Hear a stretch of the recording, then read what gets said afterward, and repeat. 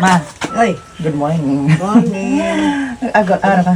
Ay, nagbabalat ng pipino. Wow! Sige. Ay, maano na oh. Oo. May hinog na kasi May siya. hinog. So, masarap siya. Yung pinaka-fresh na pipino. So, ilagay mo lang muna dito kasi I have something for you here. Siya.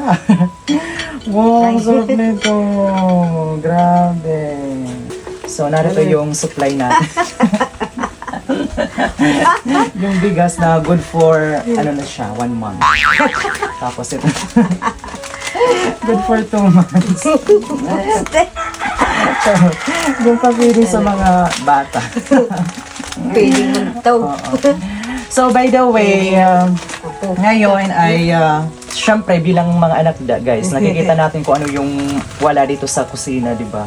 Especially yung mga pangailangan namin na mother. So, meron ako ditong blessings for you. So, ngayon pupunta sila ng bayan para bumili ng mga pangunahing pangailangan namin. So, here comes your budget for today. Pupuntang bayan.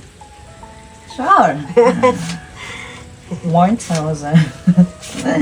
2,000 pesos and 3,000 pesos, guys.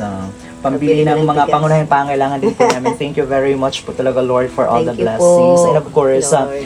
sa lahat ng mga viewers natin out there, especially yung mga anak, di ba guys, na meron na silang chance na makatulong sa family nila. Especially sa mga mother natin na nasa kusina everyday, di ba?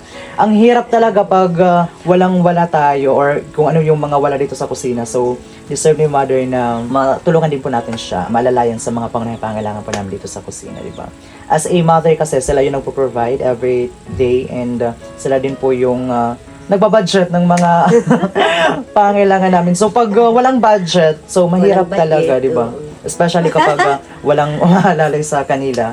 Kaya sa mga mother nyo dyan, always check your mother. Tapos, syempre, makiramdam din tayo kung ano yung wala sa mga pangunahing pangailangan din po natin, di ba? Kasi ang hirap talaga pag wala tayong makukunin ng mga kung ano, pangunahing pangailangan natin. Kaya I'm so blessed po talaga and I'm so glad na God will really provide. Tapos binibigyan niya kayo ng blessings para of course maging blessings din po sa iba. Especially sa mga mahal natin sa buhay. Kaya thank you so much po talaga, Lord, and sa inyo na mga solid supporters po Thank natin. you po sa inyong lahat. Kasi kung hindi po Bless. dahil sa inyo, especially po ikaw na nanonood, kung hindi po dahil sa iyo, ma'am or sir, wala po kami ngayon nito. Kaya, thank you so much po talaga. Maraming salamat po. You really made our life so comfortable and so happy po talaga. Kaya maraming salamat po talaga sa inyong lahat. So, I think hanggang dito na lang po muna tayo. Hinihintay lang po namin ngayon si Father na dumating dito ngayon kasi siya yung sasama kay Mother papuntang bayan para, of course, bumili ng mga pangunahing pangailangan namin kung ano yung wala dito sa kusina. Char! So, huwag niyo kakalimutan yung ulam. Kasi nung nung nakaraan guys, nakalimutan kong bumili ng ulam. Makakalimutan kasi talaga ako. So, hanggang dito na lang po muna tayo everyone. Patapusin ni Mother yung pipino na ito. Maraming salamat for all the love and support. Thank you po. See you again in our next video. Bye-bye. Bye. Mm.